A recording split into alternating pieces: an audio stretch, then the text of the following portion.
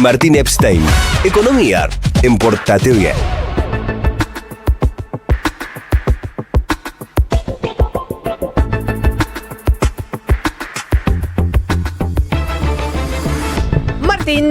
Bueno, vamos a hablar un poco de economía, vamos a traer unos datos, ya que el presidente acusa a todo el mundo de no tener datos sobre la mesa sobre los que hablar. Vamos a traer 3 datos económicos en concreto. Hoy vamos a hablar de recaudación, salió el dato del mes de febrero y no fue bueno.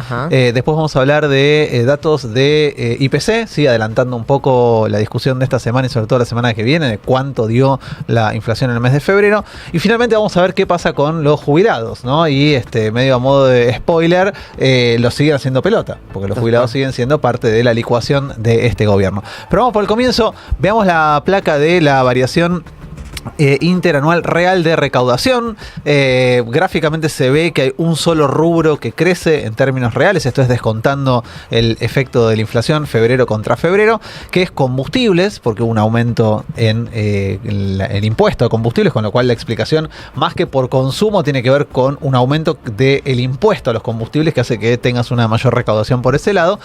Luego, todos los otros ítems que están contemplados dentro de la recaudación nacional dan en negativo, en rojo, ¿sí? Ganancias, una contracción interanual del 1,1%, IVA y impuestos al consumo 3,2%. Este es un dato interesante y central, porque es parte de la explicación de por qué no puede ser sostenible la idea de que se está reactivando la economía, ¿sí? Claro. No hay tal reactivación si vos tenés caída interanual real de el IVA, que es el impuesto al consumo de bienes en general.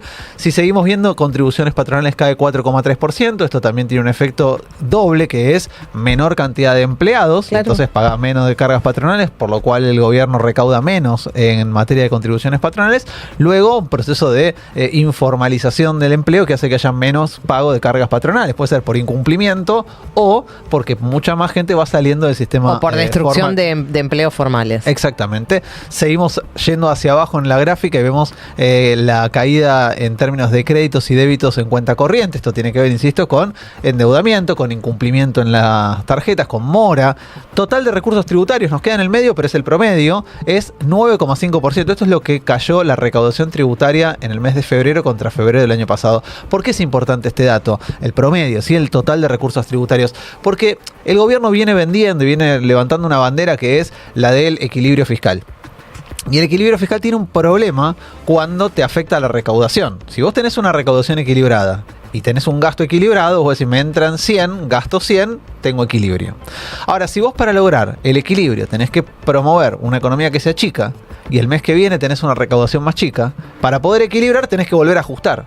Bueno, cuando la recaudación hace 7 meses te da negativo, cuando vos hace 7 meses tenés menos recaudación que los últimos 7 meses del año anterior, el problema que tenés es hacia adelante vas a tener que promover mayor cantidad de ajustes. Veamos algunos datos más de esta placa como para ir cerrándolo.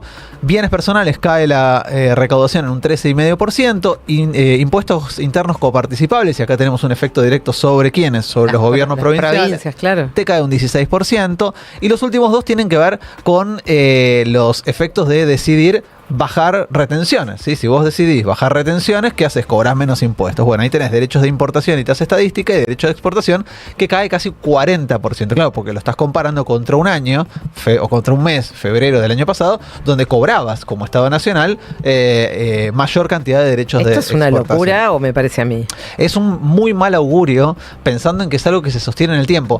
Viste que cuando traemos el dato de inflación, lo que solemos mirar es la tendencia. Puede pasarte que un mes tengas un poquito más, un poquito menos, pero si vos tenés una tendencia al alza, una tendencia a la baja, podés decir, bueno, vamos por un camino al menos. En términos de inflación, desde mayo del año pasado, la tendencia es al alza. Bueno, hace 7 meses la tendencia en términos de recaudación es que el Estado recauda cada vez menos que los meses anteriores del año pasado. Y esto, insisto, es un problema no solo en tiempo presente, porque vas a tener un faltante de guita que no cobraste, porque recaudaste menos, pero además te va a significar que hacia adelante vas a tener que encontrarte con la búsqueda de mayor nivel de ajuste y de contracción del gasto. Primer dato encima, decía entonces, es un dato poco alentador, poco esperanzador para el gobierno. Por eso tampoco habla mucho de este tema Milei cuando habla de asuntos económicos. Él no habla de la recaudación, nunca. Porque claro. su problema no es la recaudación, su problema es bajar el gasto. Segundo tema que trajimos, decía, es el adelanto de lo que va a pasar con el índice de precios, en realidad lo que ya pasó en el mes de febrero y cómo se va a publicar en las próximas horas. Traje ahí 2 placas. La primera es la de la gente de Equilibra, que tiene una particularidad, y es que es una de las consultoras que más cerca está de anticipar el dato de la inflación antes de que se publique, ¿sí? Cuando vos comparás, ¿cuánto decía Equilibra que iba a dar la inflación los meses pasados? Y estuvo relativamente cerca del dato oficial. Bueno, a Equilibra le da que en el mes de febrero la inflación a nivel general dio 2,9%, ¿sí? Un cachitito arriba del 2,8% del mes pasado. Y la IPC núcleo, que es la que se analiza despejando factores de estacionalidad y regulados, le dio 2,8%. Seguimos corriendo a una inflación para la gente de Equilibra en torno al 3% mensual sin ningún tipo de variación a la baja. Alguien puede decir, bueno, es medio tendencioso porque Equilibra, son re malos. No, la verdad es que no. Digo, Equilibra suele ser bastante objetivo y por eso cuando vemos la gráfica nos vamos a encontrar con que la tendencia al alza desde junio, julio del año pasado la sostiene Equilibra también. Pero traje una segunda placa que es de la gente de CIT, que también les da 2,9% para el mes de febrero. O sea, coincide con Equilibra en una inflación que no solo no desinfla, sino que además se mantiene en los mismos niveles de los meses anteriores. Con el formato, digamos, de medición que se supone que se venía a suplantar para que tuvieran ponderadores un poco más acordes a la realidad. Exactamente, las dos lo que están haciendo es... La metodología vieja... Técnicamente hacen lo mismo que va a hacer el INDEC. El INDEC. Exactamente. Con metodología vieja y aún así la inflación va a seguir subiendo. Va a seguir subiendo, por lo menos, insisto, esta es la mirada de 2 consultoras que suelen estar muy cerca del dato de inflación de INDEC. Ahí va a pasar algo. Tenemos primero el dato de Ciudad de Buenos Aires, que va a salir la semana que viene, pero con unos días antes del INDEC. Pero indiscutiblemente va a haber una cuestión central que es cuán creíble va a ser el dato de inflación de INDEC una vez que se publique. Claro, tal cual. Yo sumo, ¿qué tal? Buenos días, ¿cómo andan? Franco Misraji. Ay, Franco Misraji, bienvenido a la Argentina. ¿Cómo Pregunte. Bien, digo, y a todo esto hay que agregarle las consecuencias de la guerra, ¿no? Que imagino van a tener algún tipo de impacto la suba del petróleo, del gas, en los números. No sé si se van a ver ya inmediatamente, cuánto va a demorar, pero eso va a impactar al alza. Mira, en principio te digo que ya está impactando. Cuando vos mirás la variación del precio del petróleo en las dos unidades, que es el WTI y el BTI, las dos están subiendo. El Brent, perdón, y el WTI están subiendo los dos a niveles preocupantes. Esto tiene que ver con que entre el 20 y el 30% del petróleo que circula en el mundo pasa por el famoso estrecho de Hormuz, que es el que controla Irán y que hoy está virtualmente bloqueado.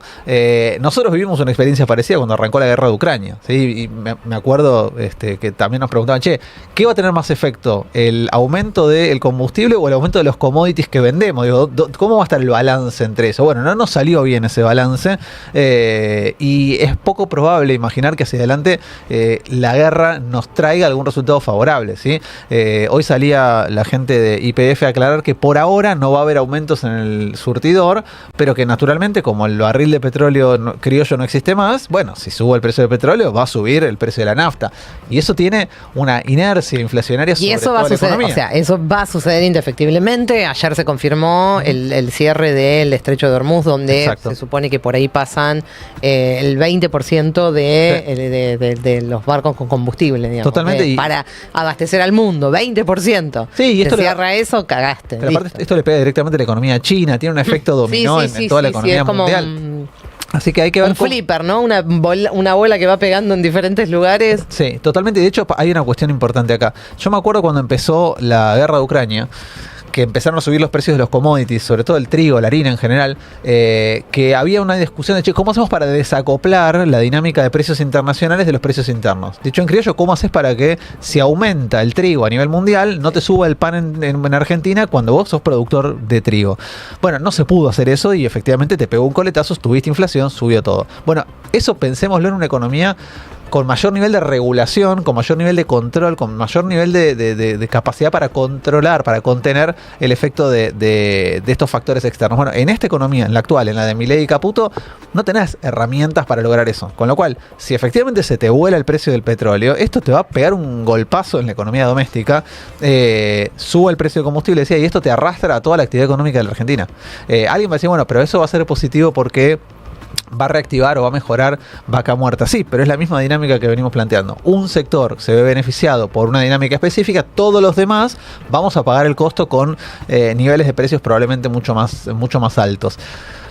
Por ahora veremos, pero no pareciera ser algo de muy corto plazo. Me parece que esto recién está arrancando. Y además seguramente va a depender de la extensión del conflicto, ¿no? Sí, una cosa es un conflicto de 2 semanas, como fue esa guerra, no sé cómo la llamaba, de los 12 días. Sí, no sé cómo. así la quiso llamar Trump.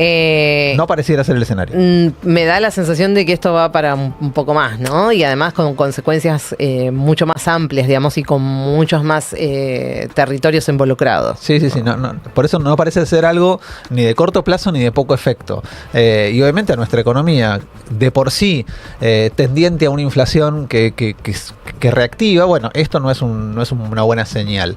A propósito de eso, un dato que tiro porque me llamó mucho la atención en esta vuelta de Pagni que ayer decíamos, tiró un bombazo que calculo suele tener buena información, independientemente de que uno no piense como él, etcétera, suele tener buena información, vaya a saber uno por qué, pero la tiene. ¿Alguna pista de por qué tiene buena información? Bueno. Yo no me voy a meter ahí, pero simplemente voy a decir que dijo que el jueves de la semana que viene, ¿saben quién viene? ¿Quién? Marco Rubio. Mira. Tremendo, ¿no? En este contexto mundial. Bien, me da miedo. Marco Rubio viniendo acá a la Argentina es como raro, ¿no? Y es un tema, ¿no? Esto de las alianzas de Milei. En persona, ¿no? En el medio de este quilombo. Sí, es como poner el foco de atención acá otra vez, ¿no? Sí, capaz que no era el momento. Nada, detalle. Último dato que teníamos de el día tiene que ver con la evolución de la jubilación mínima. Se confirmó por enésima vez que el bono que reciben los jubilados va a seguir congelado en 70.000 pesos, como hace ya un larguísimo rato. Y entonces tenemos ahí unas placas para ver cómo involuciona la jubilación mínima con bono y sin bono. Ahí tenemos una primera placa para dar cuenta de esto.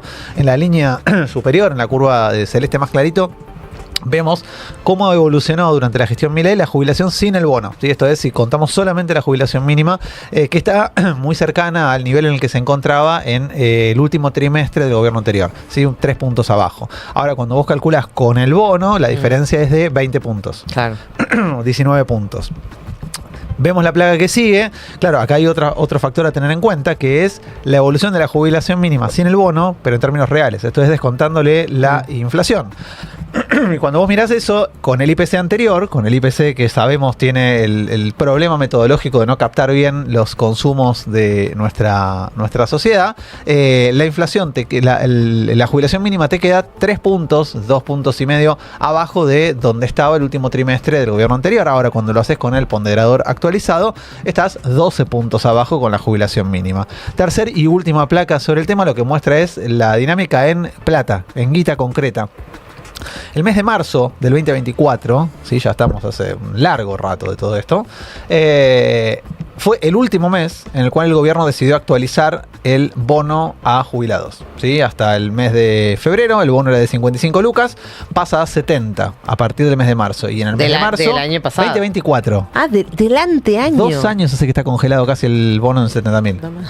Hace casi 2 años que está congelado el bono en 70 lucas. Sí, pero porque a los jubilados les sobra. Están sobrados los jubilados. Bueno, la jubilación mínima en marzo del 24, insisto, por esto tomamos ese dato de referencia porque es el mes en el que se congeló el bono en 70.000, eran 134.446 pesos. Eso era la mínima. El bono de 70.000 sumaba 204.446 pesos. ¿Sí? Eso es lo que cobraba un jubilado de la mínima en marzo del 2024. Marzo del 2026. Ya tenemos el dato confirmado, están cobrándose las jubilaciones en este mes. El monto de la jubilación mínima sin el bono sube a 369.601.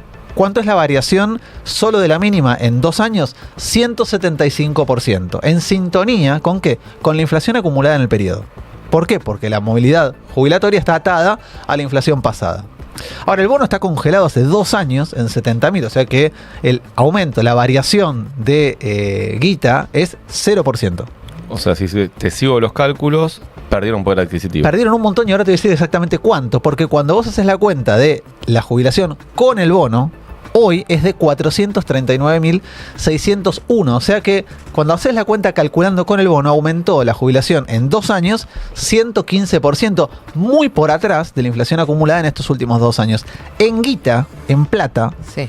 la diferencia es de 124.435 pesos. O sea, el bono tendría que ser de casi 200.000 pesos para poder valer equiparar lo mismo que valía cuando lo clavaron en 70 hace 2 años. ¿Se entiende? Sí, Esto quiere decir perfecto. que todos los meses los jubilados perdieron contra la inflación por culpa de un bono congelado. A esta altura del partido, 2 años después, tendrían que estar cobrando 122 lucas más de lo que están cobrando. Para tener el mismo poder de compra, Para tener el mismo digamos. poder de compra que hace 2 años. No para ganarle a la inflación, no para recuperar los puntos perdidos en el desfasaje de una fórmula de movilidad de otra. Solamente para que los 70 de hoy equivalgan a los 70 de hace 2 años, tendrían que ser casi 200.000. 192.000 pesos tendría que ser el monto. Lo cual habla, insisto, de una política sostenida del gobierno. Cuando vos decís, Milei dice el ajuste lo paga la casta. El ajuste lo está pagando la casta de los jubilados que están entregándole al gobierno 122 lucas por mes que tendrían que estar cobrando solamente para que se compense lo perdido por inflación. Esto muestra, insisto, una dinámica, ¿sí? Como decíamos con lo de inflación, una tendencia, como decíamos con la cuestión de la recaudación, una tendencia. Bueno, acá está clarísima la tendencia. Hace 2 años que el bono está congelado, no pareciera haber ningún cambio, al menos en el futuro cercano. El número de IPC se conoce la semana que viene. La semana que viene, tenemos los dos, lo de Cava. Martes de la semana que viene. Martes de la semana que viene. Martes de la semana Así que es. viene. Bien. Martín Epstein, muchas gracias.